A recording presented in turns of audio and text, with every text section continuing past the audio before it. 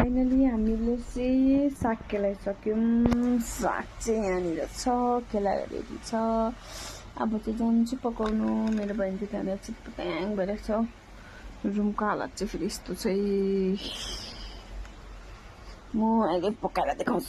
दिदी स्विटी माग्नु चाहिँ स्टुडेन्ट भएर हामी चाहिँ थप्दै राख्नु चाहिँ थोप्रा राम्रोसँग।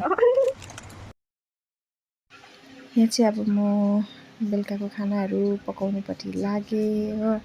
अन्त बेलुका चाहिँ मेरो पकाउने टर्न हो, बिहान चाहिँ मेरो जेठानीको टर्न हो। हाम्रो चाहिँ टर्न वेस्ट हुन्छ नि त, दुईजना छ, हामी दुईजनाकै नानी छ।